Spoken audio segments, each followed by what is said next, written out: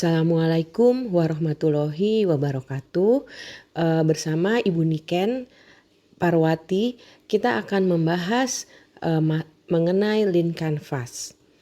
Mungkin sebagian dari kita sudah pernah mengenal apa yang disebut dengan bisnis model kanvas yang ditemukan oleh Alexander Osterwalder. Lean Canvas pada dasarnya hampir sama dengan bisnis model kanvas, tapi lebih dipergunakan oleh para startup karena lebih cocok penggunaannya. Karena di sini kita lebih mengenal apa saja sih yang harus kita lakukan sebagai pemula dalam bisnis. Dalam mengerjakan Lean Canvas, sebelumnya kita harus membuat yang dinamakan dengan Value Proposition Canvas. Karena di sini kita mulai benar-benar mendalami sebenarnya apa yang dibutuhkan oleh customer kita. Value Proposition Canvas seperti yang kita lihat terdiri dari dua bagian. Kita lihat dari sebelah kanan yaitu customer profile dan di sebelah kiri adalah value proposition canvas. Kita kerjakan dahulu yang customer profile.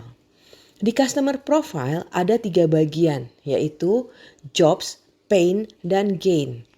Nah, jadi pada intinya di sini kita mencari apa sih sebenarnya masalah yang dihadapi oleh pelanggan dalam menangani suatu bidang yang kebetulan kita anggap kita mempunyai ketertarikan atau hendak kita masuki. Misalnya pekerjaannya, jobsnya itu adalah di bidang makanan dan mungkin kita mau fokus pada sarapan. Ya, jadi mungkin teman-teman di sini sering merasakan sendiri ya, atau mungkin juga melihat teman-temannya pada saat mau pergi ke kampus ya, atau mau ke kantor, kemudian lapar. Nah, mereka kira-kira gimana? Ya, mereka beli makan ya. Kalau yang naik kendaraan umum, mungkin di dekat stasiun-stasiun ya, beli nasi uduk, kemudian mungkin lontong ya dan sebagainya. Mungkin yang naik mobil mampir McD atau KFC beli breakfast. Nah, jadi di sini apa sih pekerjaannya? Jadi di sini ada masalah, ada tugas, ada kebutuhan. Masalahnya adalah mereka itu lapar ya, mereka itu kelaparan. Kemudian tugasnya mereka itu harus mencari makanan yang gampang diperoleh dalam perjalanan, tidak perlu repot memasak dan sebagainya. Sementara ada kebutuhan bahwa makanan harus sehat, bersih, dan bernilai gizi sesuai. Artinya tidak banyak minyak, tidak banyak gula, mungkin seperti itu. Kemudian ada pains, ada masalah-masalah ya. Pada saat customer itu mencari makanan, ternyata apa yang terjadi? Waduh, makanan tinggal gorengan semua nih gitu. Ada nasi uduk kayaknya enak, tapi nggak ditutup banyak lalernya. Kemudian ada resiko, wah saya beli lontong ternyata kotor ya, saya males nyimpen sampah. Kemudian yang kepingin soto, waduh makannya repot. Nah itu pains. Kemudian gains itu hal yang menguntungkan pelanggan. Bisa saja saat ini sudah mereka peroleh, bisa juga mereka masih menginginkan tapi belum ada yang memenuhi. Misalnya, wah sarapan di dekat stasiun ini enak nih gitu. Jadi itu udah sesuatu yang gains bagi customer. Tapi misalnya mungkin ada yang lain. Wah saya sedang diet. Jadi saya harus menghitung kalori. Wah saya sedang sakit apa misalnya. Tidak boleh makan misalnya alergi. Nggak boleh makan yang mengandung udang, misalnya sambal terasi, atau saya tidak boleh sesuatu yang mengandung kacang kayak gitu ya. Jadi harus jelas isinya. Dan berikutnya di value proposition yang di sebelah kiri tadi ada gambar kotak. Itu isinya apa aja? Nah, isi-isinya adalah yang pertama pain reliever. Tadi kita sudah bertemu dengan pain ya. Nah, bagaimana kita mengatasinya ya? Tadi misalnya kita mau beli makan tapi makanannya tidak tahu ya gizinya dan sebagainya. Mungkin di sini pain reliever-nya di makanan kita ada tertulis kandungan gizinya, atau di makanan kita terjamin higienitasnya seperti itu. Kita tuliskan ya yang masalah-masalah tadi. Gampang megangnya misalnya, nggak nyampah dan sebagainya. Kemudian gain creator. Nah, kita gain creator itu pakai aja yang tadi juga. Misalnya mereka butuh yang apa ya tadi ya. Misalnya mereka nggak mau ada ingredients kacang sama seafood. Kita tulis makanan kita kebetulan ada ingredientsnya apa aja yang mungkin menimbulkan alergi pada beberapa orang. Kemudian mungkin juga bahwa makanan kita di packing dengan bagus ya, rasanya juga enak. Jadi gain yang awal tidak hilang. Kemudian produk dan services. Nah, ini kita tuliskan produk dan services kita apa. Jadi misalnya di sini produk dan services kita itu makanan yang sehat ya. Jadi misalnya mungkin nasi pecel gitu. Kemudian dibungkus dalam satu kotak kertas sehingga tidak mencemari lingkungan ya bungkusnya. Kemudian ada ingredients-ingredientsnya juga. Kemudian kita mungkin juga bilang bahwa kita juga selain jual itu jual makanan-makanan lain yang sehat. Misalnya wrap ya, wrap sayuran tapi ada proteinnya juga, ada telurnya, ada ayamnya dan sebagainya. Nah, kemudian di sini sesudah itu kita melihat bahwa apa yang kita buat dengan produk dan service dan pain reliever yang kita buat ditambah dengan gain creator, itulah value proposition atau kelebihan dari produk kita. Kelebihan atau keunikan. Baik, selanjutnya kita akan masuk ke Lean Canvas yang diciptakan oleh S. Maurya dari Watwani Foundation. Kebetulan di sini Lean Canvas itu seperti saya katakan tadi berbasis pada bisnis model Canvas. Oke, jadi yang pertama yang kita kerjakan adalah yang paling sebelah kanan yaitu customer segment dan early adopter.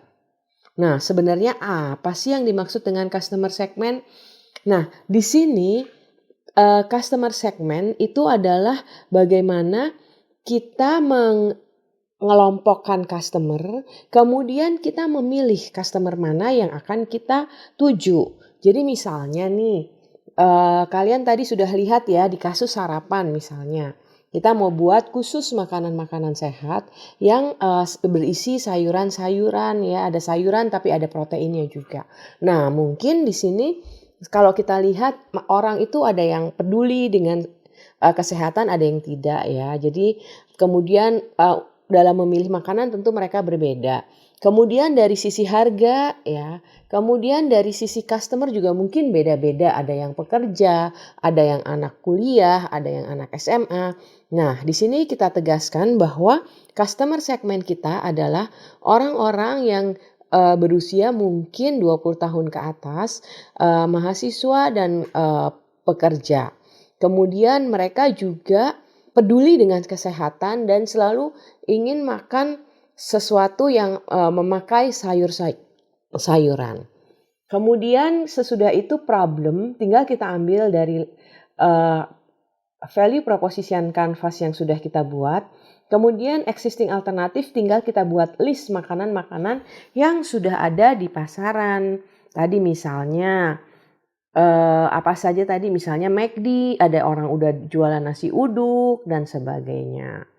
Nah, berikutnya kita masuk ke solution.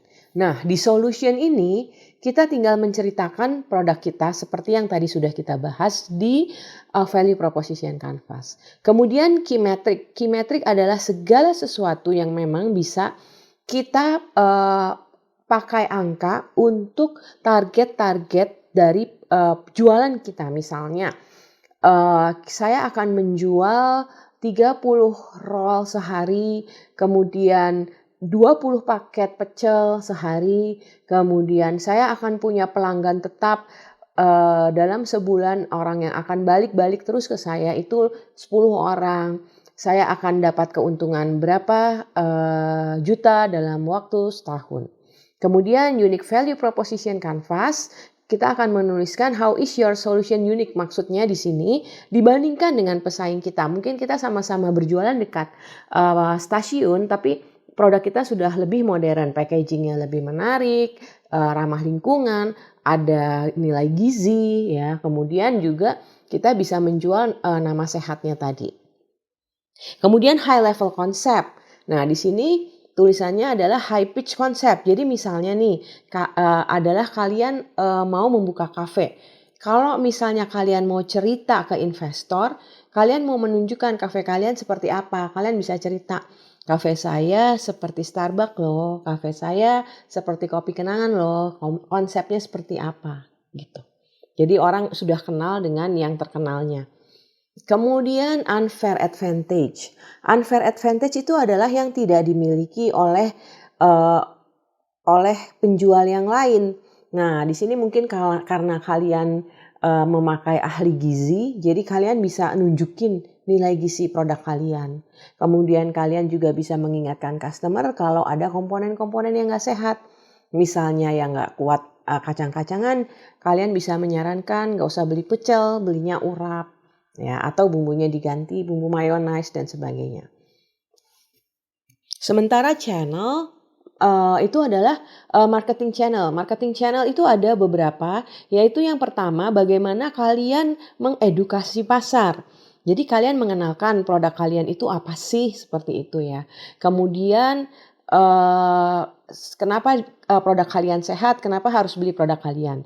Kemudian yang berikutnya, tempat-tempat penjualan kalian. Selain mungkin kalian jualan di dekat stasiun, kita juga jual di Instagram, kita juga memasukkan ke kantin-kantin kantor dan sebagainya. Kemudian revenue stream. Revenue stream itu bagaimana kita memperoleh keuntungan.